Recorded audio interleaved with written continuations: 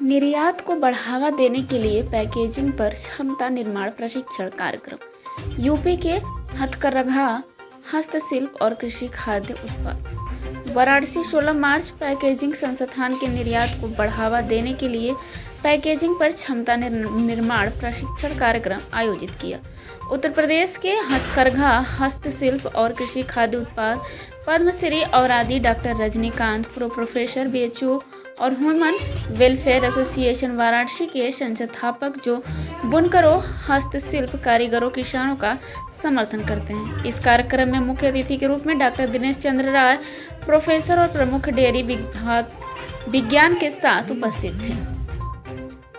खाद्य प्रौद्योगिकी BHU विशिष्ट अतिथि के रूप में और श्री राजेश भाटिया, सचिव भारतीय उद्योग संघ विशिष्ट अतिथि के रूप में IIP वक्ताओं के तकनीकी और विस्तृत सत्रों ने समुदाय को उत्पाद पैकेज इंटरैक्शन को समझाने की समस्या पर ध्यान केंद्रित करने और बेहतर पैकेजिंग की समस्याओं का समाधान करने में मदद की। डॉक्टर रजनीकांत ने कहा कि वाराणसी और उत्तर प्रदेश के अन्य क्षेत्र में अपने विभिन्न हस्तशिल्प, हथकरघा, कृषि आधारित उत्पादों के लिए प्रसिद्ध हैं। प्राकृतिक संसाधनों से डिजाइन और तैयार किए जाते हैं। उद्योग अकादमिक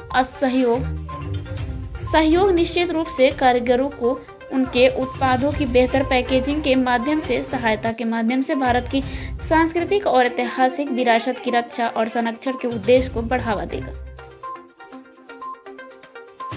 बता दें। मेरा नाम सुबोध जुईकर, डिप्टी डायरेक्टर भारतीय पैकेजिंग संस्थान मुंबई। सुबोध जी, आज किस तरह की ट्रेनिंग प्रोग्राम चल रहे हैं यहाँ पे?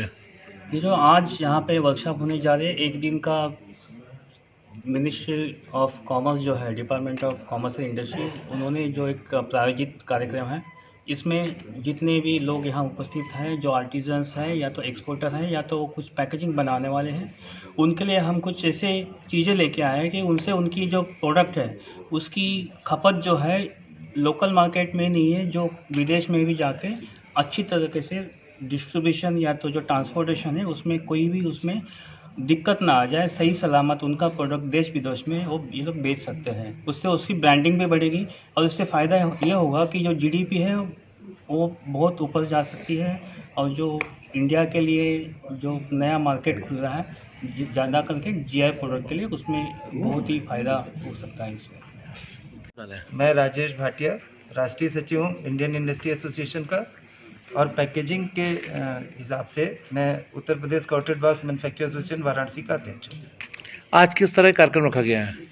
इंडियन इंस्टीट्यूट ऑफ पैकेजिंग, ये पैकेजिंग के क्षेत्र में मेरी जानकारी में शायद एकमात्र इंस्टीट्यूट है जो पूरे देश में बहुत बढ़िया काम कर रही है। और विगत 1.5-2 सालों से बनारस में सुबोध जुईकर जी हैं इनके डिप्टी डायरेक्टर, इनके नेतृत्व में बनारस में ये कोशिश हो रही है कि जो यहाँ पे उत्पाद हैं बनारस के, जिनको GI का भी दर्जा मिला हुआ है और जिनकी बाहर एक्सपोर्ट में अच्छी डिमांड है, उनकी पैकेजिंग को कैसे बेहतर किया जाए, कैसे अच्छा किया जाए, उस दिशा में लगातार प्रयासरत है। तो उसी संदर्भ में आज ये बैठक है। आज हम लोग इस चीज़ पे डिस्कस करेंगे, विचार करेंगे कि इसकी पैकेजिंग को कैसे और बेहतर बना सकें, जिससे इनके जो प्रोडक्ट हैं उसका वैल्यू एडिशन हो सके, उससे उनकी अच्छी कीमत मिल सके। Thank you. बता दें।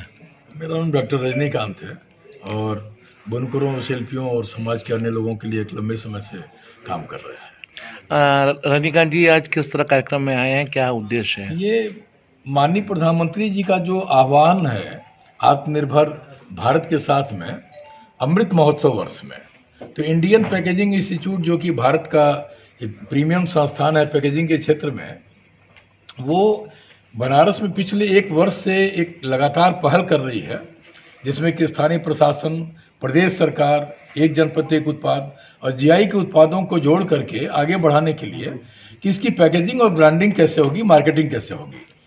बनारस और पूर्वांचल के 18 उत्पादों को GI प्राप्त हो चुका है, जो दुनिया में सर्वाधिक है।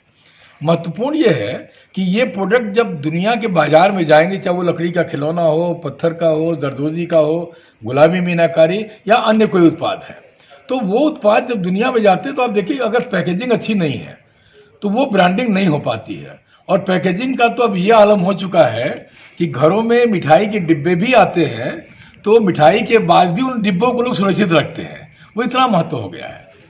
तो हमें लग रहा है कि वो इस दिशा में और विशेषकर अमृत महोत्सव वर्ष में ये बहुत बड़ा कदम है और आने वाले समय में इससे शिल्पियों और बुनकरों को एक नई दिशा मिलेगी और हमें लग रहा है कि इसी नई दिशा की वजह से उनकी दिशा भी बदलेगी, भारत की जीडीपी भी बदलेगी और फिर से ये सारे के सारे लोग उस हुनर की तरफ आएंगे।